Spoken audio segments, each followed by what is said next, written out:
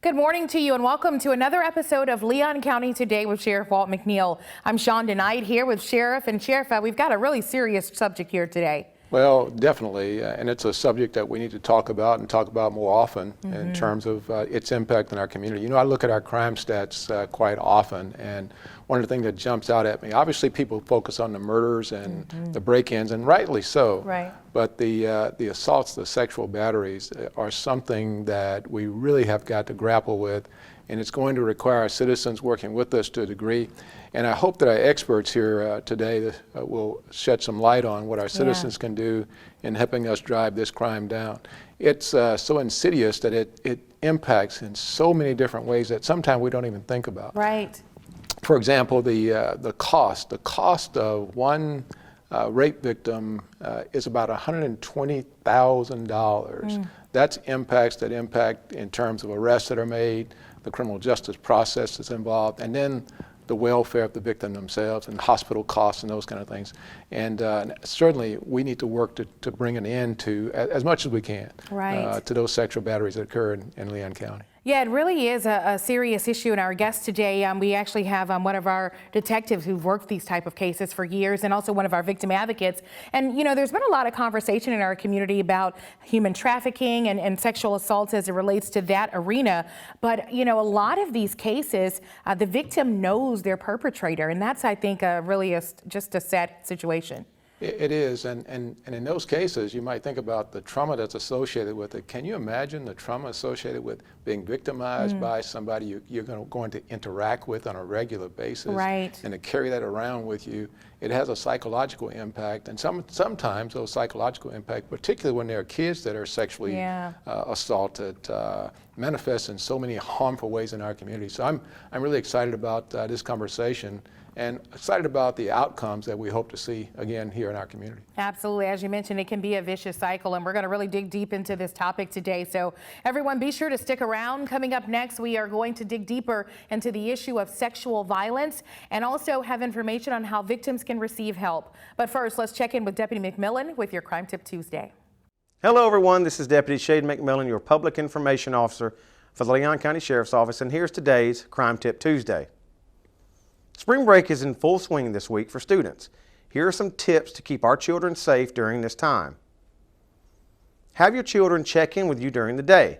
Make sure you know they are in a safe place. Know who they are hanging out with and who is driving when traveling.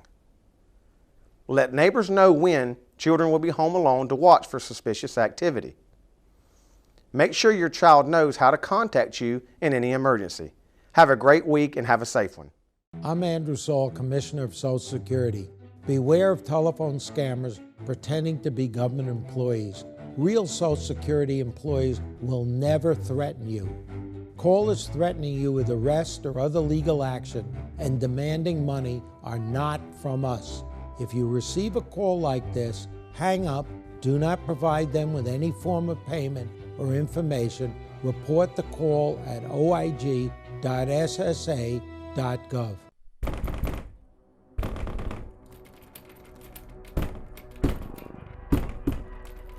In times of stress, such as quarantine, what goes on behind closed doors can be terrifying, but you don't have to suffer in silence.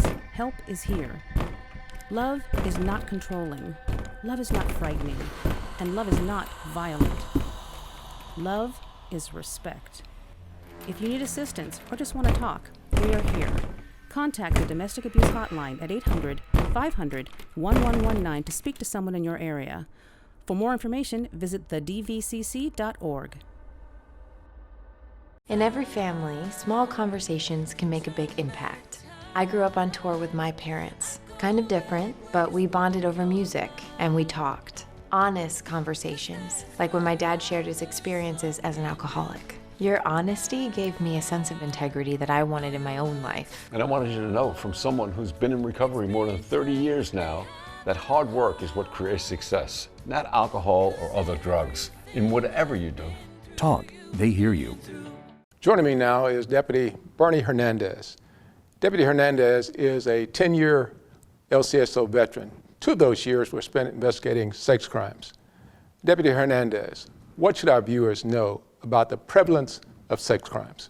Sheriff, first of all, I want to thank you for shedding light on such a dark topic. I had the opportunity to speak with one of our ASAs, Assistant State Attorney, and one of the things we talked about was the lack of education, discussion, and general understanding on this topic. So thank you, first of all, for shedding light on it. As far as sex crimes, as your viewers may think, that's usually reserved for one of our more heinous crimes, and that's sexual battery, forcible rape.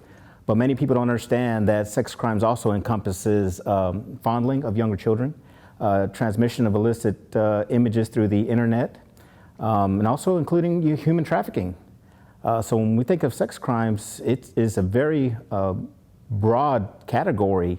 So as such, it's very pervasive in our society. Thank you.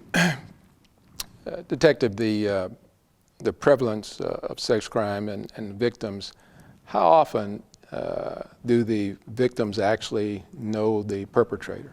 Sheriff, I had the opportunity to review my case files, and I can tell you without a doubt that every single one of those cases, the victim knew the perpetrator, be it from a partner, like a live-in boyfriend or spouse, to a close family member, to somebody who even met somebody on a dating app. In every one of those instances, they at least had a general knowledge of who that person was. Now, in these circumstances, what usually is the outcome in terms of when they're found, we could do the investigation, we make the arrest, what's the penalties? Sure. So, you know, we have the minimum guidelines, and most of these crimes are going to be felonies, third-degree felonies. But many of viewers don't know that there is provision in Florida Statute 794 that also includes a capital felony for some of these crimes, which, as you know, Sheriff, that's the death penalty. So generally, typically, we'll have life, but in very, very rare circumstances, death penalty is an option. I'll also add to that, Sheriff, I had the opportunity to be in the sex offender unit. So I've had the opportunity to investigate a case from beginning to end, and then follow up on them after they have been convicted. And after sex offenders have been convicted of a crime, they have to register within our agency, within the county, as a means of tracking these sexual predators. So not only are there penalties for the crime, but even after that, it stays with them till the rest of their life, that nomenclature of sexual predator. Yes, and that nomenclature, and oftentimes we're a college town here in Tallahassee, as you know, and there are a number of people who come to school here and become victims. What kind of advice would you give to parents that are having kids come to our universities, to our community, in terms of how to prevent their being taken into this culture of being sexually exploited? Absolutely. And Sheriff, I want to thank you for also giving me the opportunity to take on a new role beyond investigating, and that is crime prevention. And it's something that I am currently interested in. And we have recently taken courses to become practitioners in crime prevention. Think about it this way, Sheriff. Nobody ever accuses somebody if they have a nice, expensive, 80-inch flat screen TV. Nobody ever judges them on why you got burglarized. They never blame them. But for the sex crimes, people tend to want to put that label on the victim. So to prevent these crimes, we would say, don't go anywhere by yourself. Always have a partner, male or female. Right. I would never go anywhere as a team member on the SWAT team alone in a room. We always go in pairs. You should always have a buddy. Putting yourself in a position not to be victimized, being aware of your surrounding, just knowing that, hey, are you more likely to be victimized day or night? So whatever you have to do, either get your gas or go to your store, make sure it's done in a group during the day, just things like that, just having a general awareness of your surroundings. Thank you, Deputy Hernandez, for the great information. Absolutely. Up next, the dangerous cycle of sex abuse and how victims can get help. Stay with us. I drive 65,000 miles each year in my bus. If people knew what I know, lives could be saved. You don't want to be in the blind spot of a 40,000-pound bus when I have less than a second to react. I do what I can by changing lanes and taking turns slowly. It really helps when people look out for me too. Give me room to operate safely. It's our roads, it's our safety.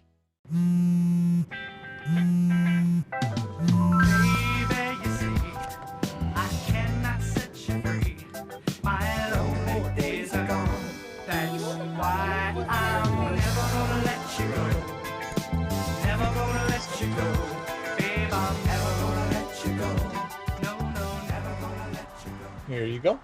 Thank you. Thank you.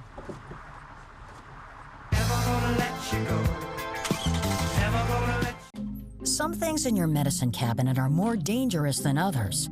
When it comes to prescription drugs, opioid pain medicines can be addictive and even deadly. Half the people who misuse prescription pain medicines get them from a friend or family member. Be part of the solution. Go through your medicine cabinets, drawers, anywhere you keep unused opioid pills, patches, or syrups. Find out how to dispose of them safely. Visit fda.gov/drug disposal.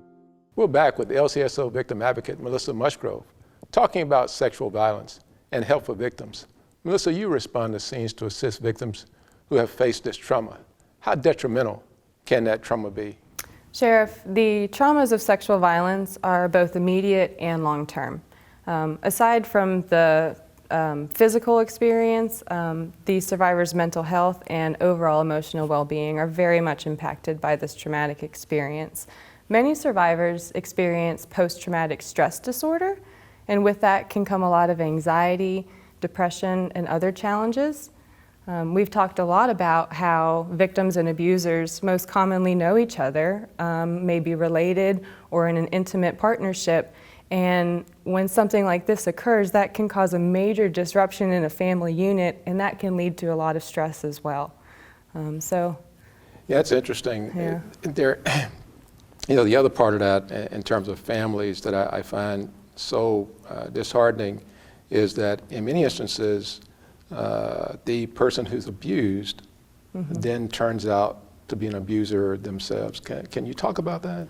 Yeah, absolutely. There's many reasons why that happens, but there are certain factors that worsen the impact of abuse and make it really difficult to break that cycle of violence. For example, people who experience sexual violence at a very young age or early in life, people who have prolonged sexual violence exposure, for example, human trafficking, or instances where, like we mentioned, it's a familial situation. Those are very traumatic and hard to overcome. Now, one of the things I hear, I'm not sure if it's true or not, Melissa, but you can certainly help the audience and me as well. I've heard that a pedophile, that there is really no cure for that person who, is that true, or what does the research tell us? The research tells us that it's true to a degree. Sexual offenders tend to recidivate at different rates. Not all sexual offenders will repeat the same nature of their abuse, if that makes sense. For example, if there's a woman who was sexually abused as a child, she may not go on to sexually abuse her children, but she may become a neglectful parent because of her traumas that she endured. So there are sexual offenders, pedophiles, who do say that it's just something they can't control. They've tried intervention services, we try accountability type services, but it just doesn't work. Well, Melissa, what have you found? What are the resources that we have in our community to help those persons who find themselves in those situations? We have a lot of great community resources. We have, of course, here at the table, our victim advocates. I would just like to start there. You don't have to file a report in order to speak to a victim advocate and get services. So if you or someone you know need to give or get help, you can always reach out to a victim advocate and talk to someone. And we can then further connect you with services such as the Refuge House, which is our local domestic and sexual violence shelter. They're a safe haven and they offer great free and confidential services. We also have children's advocacy centers, and they can help provide family and child intervention services such as counseling and therapy. Yeah. Okay. Well, one of the things that I'm most often asked about is what do we say to parents to protect their children from sex predators out there? Absolutely, that's so important because everyone, you just want to keep them in a bubble these Yeah, days. As a yeah, parent, absolutely. I know I feel that Absolutely. way. And one thing I can say is just be involved, be there, and be vigilant. And by that, monitor social media activities. Make sure that the people your children are talking to online are people they should be. For example, any adults that they're interacting with, make sure you can recognize the faces of teachers, coaches, and things like that, so that if you do see a strange face, that can be a warning sign. Who is that? It's okay to ask. You're the parent, Yeah. Also, talk to your children. This goes for all sides, male, female. Talk to your kids about consent and healthy relationships. Let them know what it is, what it looks like, and why it's so important. And keeping that open line of communication can be huge. If there is something going on, hopefully your child would be comfortable enough to approach to you about it.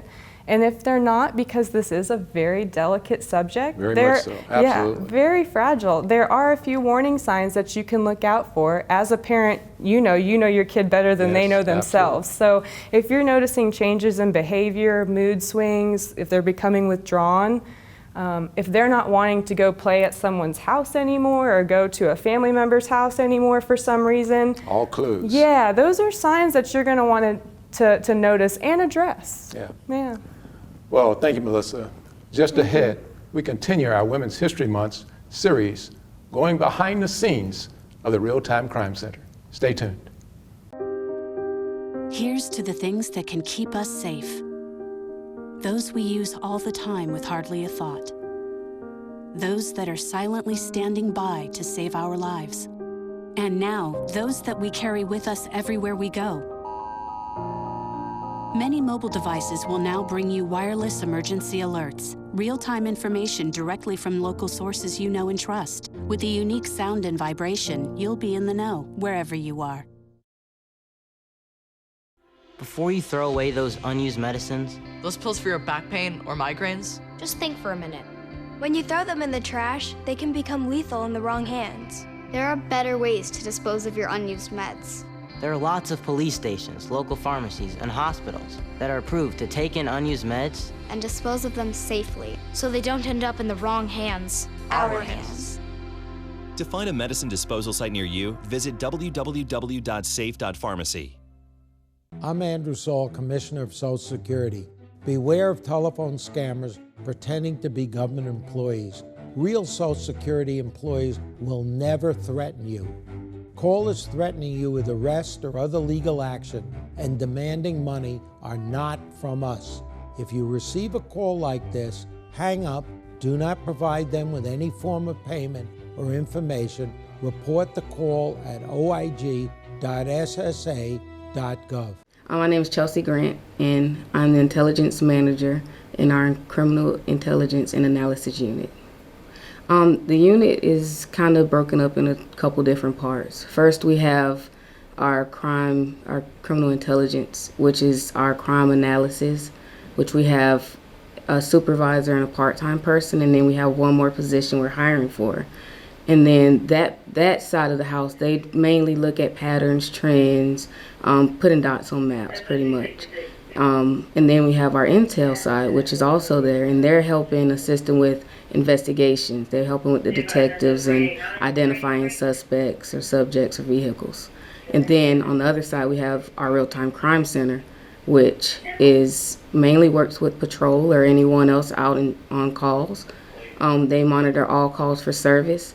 So they're looking at every single call we're on. They're looking for officer safety things. They're looking for any way that they can help our deputies in the field. And we'll help any other officer, TPD, any other agency.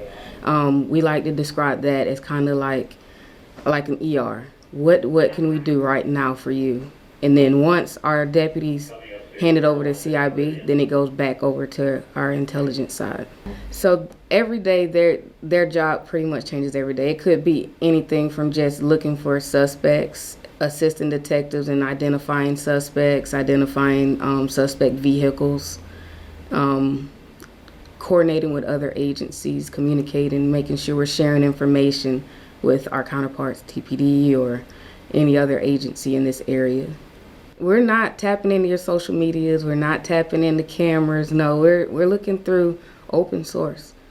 We can gather intelligence. Mainly just a Google search can gather a lot. Well, for our crime analyst position, you have to have a bachelor's degree, preferred in criminal justice, but it doesn't have to be, or experience. One of our analysts, was in law enforcement for 25 years, so he came with a lot of experience, but not the 4-year degree.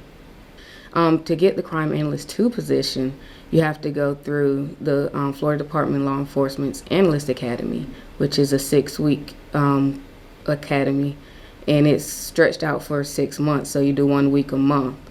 And to get into that, there are prerequisites like doing their fleet class, which is the Florida Law Enforcement Analyst Training, and that's a week class. And then you have to write an essay, and then once you're accepted, you do the Analyst Academy for your 6 weeks, and then you can get the Crime Analyst 2 position.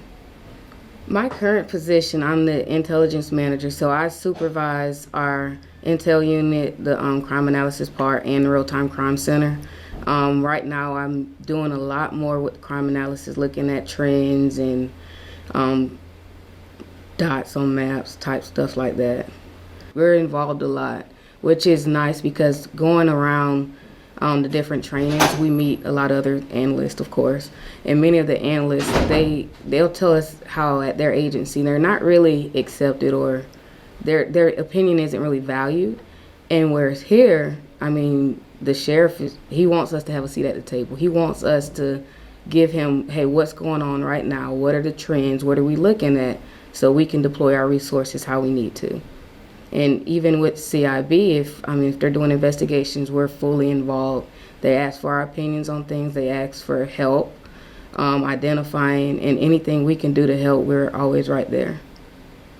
Like I said, once I realized I didn't want to be sworn, I still wanted to be in law enforcement. This job still lets me do a lot of the investigative work, a lot of the work that a sworn person does, but without wearing that hat.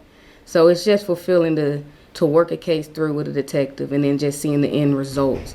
And even just looking at the crime trends and able to do whatever we can to help the crime rate goes down and making Leon County a safer community.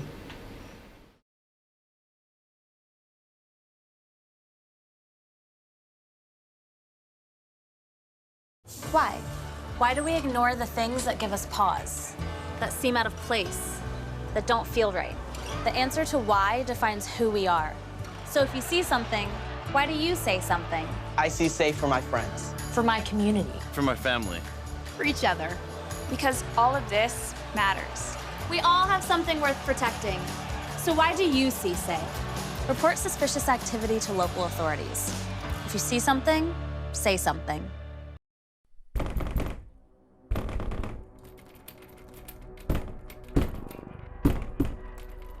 In times of stress, such as quarantine, what goes on behind closed doors can be terrifying, but you don't have to suffer in silence. Help is here. Love is not controlling. Love is not frightening. And love is not violent. Love is respect. If you need assistance or just want to talk, we are here. Contact the Domestic Abuse Hotline at 800-500-1119 to speak to someone in your area.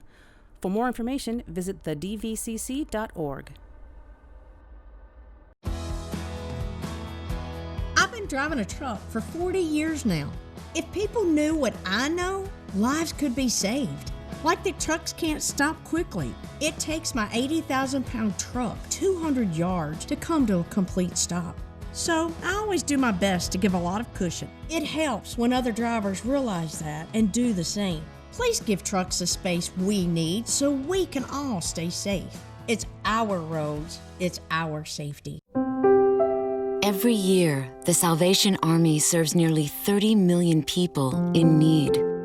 That's one person every second. So by the time you've finished watching this, 30 more lives will have been changed for good. All thanks to your donations. Thank you. Give today.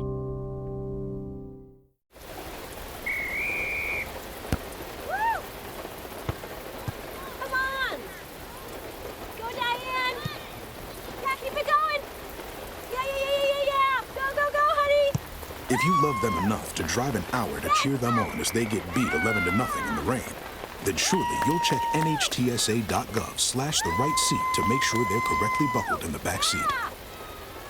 Throw that ball, Diane. Woo! You got this. Natural disasters are a fact of life in the U.S. And between activities and school, chances are you won't be with your kids when they happen. Will they know what to do? Ready.gov/kids can help your children feel prepared, not scared. So talk with your family today. Welcome back to Leon County Today with Sheriff Walt McNeil. And Sheriff, another great show here today, a very important topic, but also our women's history. We've got some phenomenal women within the Sheriff's Office. Oh, absolutely. I am just delighted. You got Chelsea on, and she can talk about that, her crime analysis skills. I can tell you, I am so proud of that entire unit and the leadership that Chelsea's shown since Leslie's moved up to a different area. It's just phenomenal in terms of what they do and her leadership. I'm looking for some good things out of that unit. You know, we've combined now with FSU, so we're taking that to the next level, and she's leading the way. So yeah, I'm really I think that expansion says a whole lot about what the work they've done so far. Absolutely. All right, and then of course, coming back around to our topic today, sexual violence awareness. This is something, you know, especially in a college town, that we have to keep first and foremost. Deputy Hernandez, some of those tips he gave were so poignant. You know, travel in groups. We actually have a PSA that's running right now that we had running during spring break, actually, that talked about traveling in group, having a code word with your friends so they know when something's not quite right. Well, as was said by Deputy Hernandez, we've got to focus on this issue. It's one of those crimes that we sometimes don't want to talk about. Right. We don't spend a lot of time, even in the Sheriff's Office, talking about how we're going to deal with this particular issue. But this year, as I call it, a year of action. We're going to focus right on this issue and try to drive this crime rate down to make our community safer. And the only way we can do that is to engage our citizens, let them know what's going on. That's why that PSA is so important. We got to get that message out so that you all can make sure you take care of yourselves. We will do our job, but it takes our citizens working with us. All in. All in, All absolutely. in indeed. All right. Well, we want to thank you all for joining us for another episode of Leon County Today. Be sure to tune in next week. We'll have more information for you. Have a great day.